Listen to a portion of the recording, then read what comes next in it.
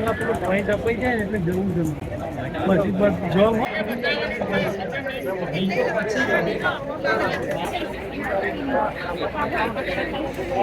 ભાવનગર બહુ સરસ રીતે રચનાત્મક ઢબે આખી પ્રવૃત્તિઓ કરે છે। એક ઇનોવેટિવ ટીચર જેમને ભણાવવામાં અલગ અલગ પહેલ કરી છે અને બાળકોને બોજ મુક્ત ભણતર અહીંયા એમની સેવાઓ મળવાની છે।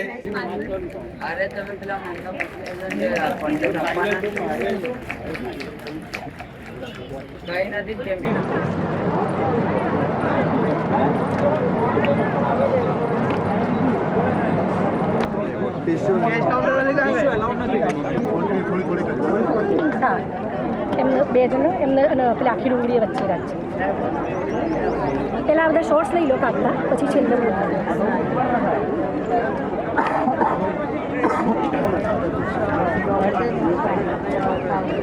બેટા રોટલો લાવો લાયા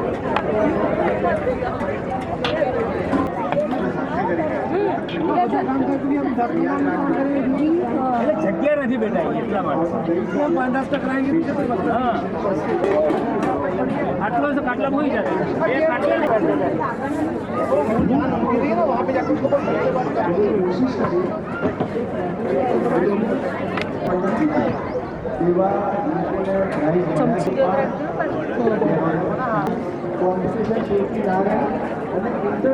વચ્ચે પડે છે કે તું ભાઈ જો પેલા લેબડા ને તો જાતો બેટા બેઠો હેલો સાત્વિક ફૂડ ફેસ્ટિવલમાં આપનું સ્વાગત છે।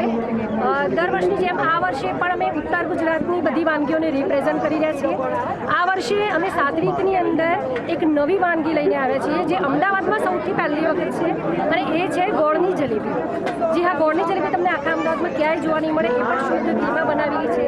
એ સિવાય આ વર્ષે અમારી જોડે બીજી એક વાનગી છે જે છે બીટની ખીર અને ત્રીજું છે અપરાજિતાની ચા।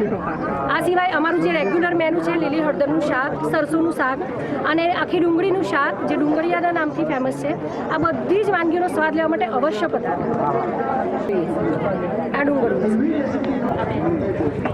ગરમ છે ને, આ ડુંગળિયાનું શાક છે, આખી ડુંગળીનું શાક છે જે ઉત્તર ગુજરાતમાં ડુંગળિયાના નામથી ફેમસ છે અને આ વાનગી સ્પેશિયલી શિયાળામાં જ ખવાય છે।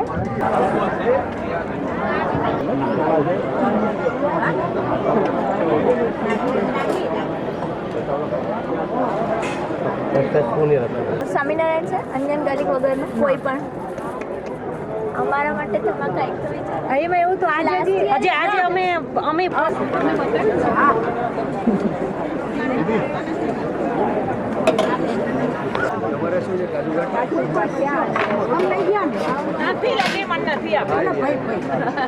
બાકી છે હજી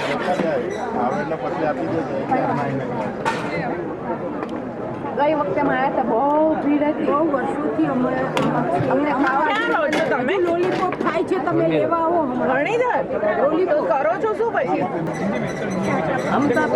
सर हम लोगों ने ये बीटरूट रोल इस बार इंट्रोड्यूस किया है। इसके मेन इंग्रेडिएंट्स हमारे जो अभी विंटर के वेजिटेबल्स रहते हैं, बीटरूट हो गया, मटर हो गया, गाजर हो गया और थोड़ा सा बाइंडिंग के लिए पोटैटो डाला है और हम इसको 2 चटनीज के साथ मिक्स करके दे रहे हैं। ऐसा है।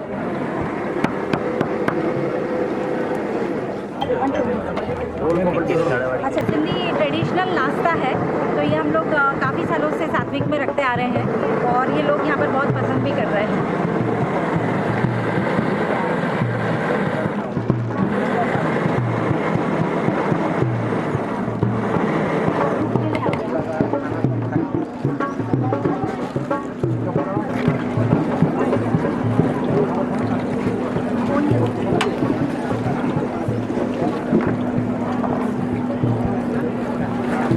Millet based cloud kitchen basically.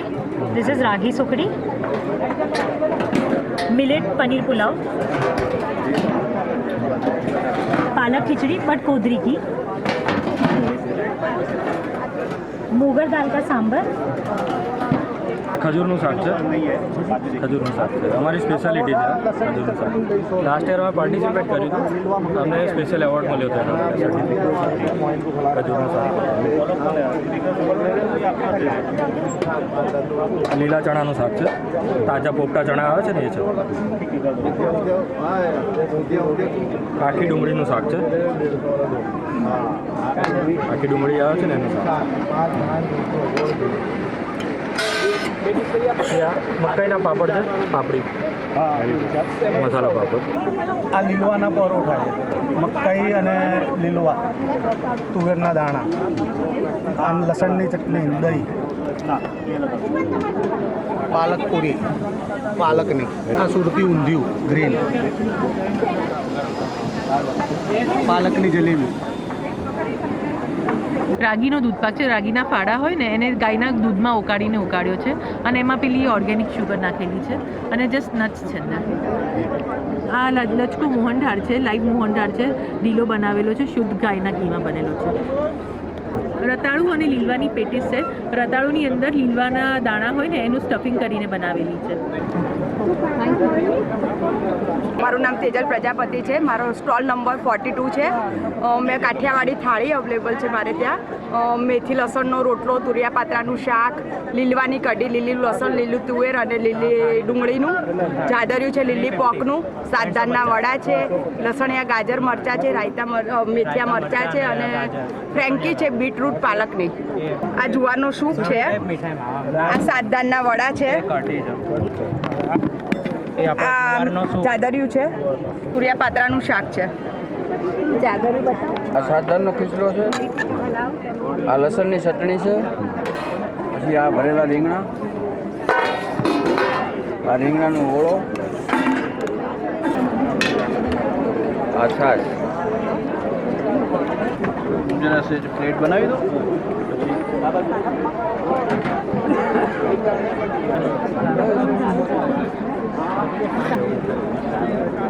પાછળ આવી જવાનું આજે તો એમાં બધું નાખું બેન? હા બધી ચટણી.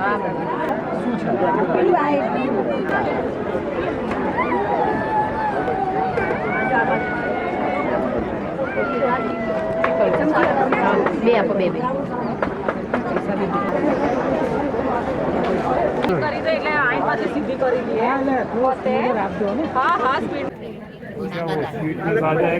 ऐसी प्लेट्स भी मिलती है.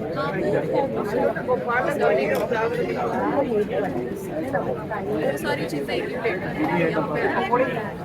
ये वाला वो अलग है, वो अलग है, ये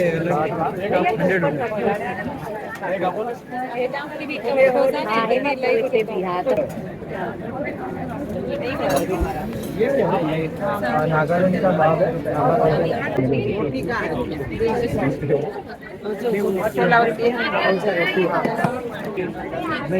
रात में पूरा डाल दो. हाँ रात में ये बन रही चावल और ये 3 आगे तक और भी है. ये सेब को बड़ी है, इसमें क्या उसके बाद राजमा आएंगे. राजमा कद्दू चने का खट्टा कितने का आएगा? 100. रोटी नहीं आ रही, लोगों को रोटी खाता नहीं, रोटी આપણે જ ખાઈએ છે. સબ્જી છે.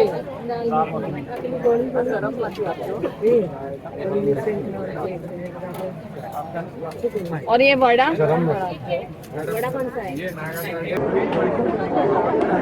માલધારી મહિલા સંગઠનના સ્ટોલમાં તમારા બધાનું સ્વાગત છે. આ વખતે અમારા સ્ટોલમાં દર વખતની જેમ ઊંટડીનું દૂધ, બકરીનું દૂધ, મસાલાવાળો રોટલો, હળદર, પણ સાથે સાથે બહુ નવી વસ્તુ અમે લાવ્યા છે. જે સ્પ્રેડ હોય છે, ન્યુટ્રેલા સ્પ્રેડ છે, એવી રીતે જ આ બકરીના દૂધમાંથી બનાવવામાં આવે છે. એક પ્રકારની કહેતા છે, મેક્સિકન સ્પ્રેડ છે કે આપણે બ્રેડ અથવા અલગ અલગ પ્રકારના પરોઠા ઉપર પણ લગાવીને ખાઈ શકીએ છીએ. તો આ એક નવું છે. સાથે સાથે અમારી સાથે ઘેટીનું ઘી છે.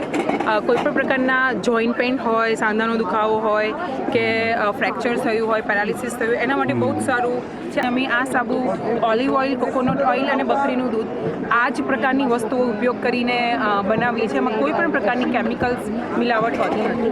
તો અમારા સ્ટોલમાં મોટાભાગે જે વર્ષો જૂનો વ્યવસાય છે પશુપાલનનો, એની જે પરંપરાગત પદ્ધતિથી જે વ્યવસાય કર્યા છે અને કેવી રીતે ટકાવી એમની આજીવિકાને, એના માટેનો પ્રયાસ.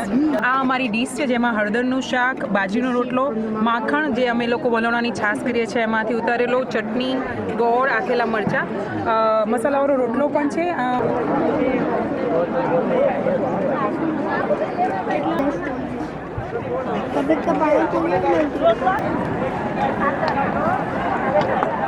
ગાયોમાંથી છે. હું જોશી સાહેબને વિનંતી કરું કે એમનું સન્માન કરે.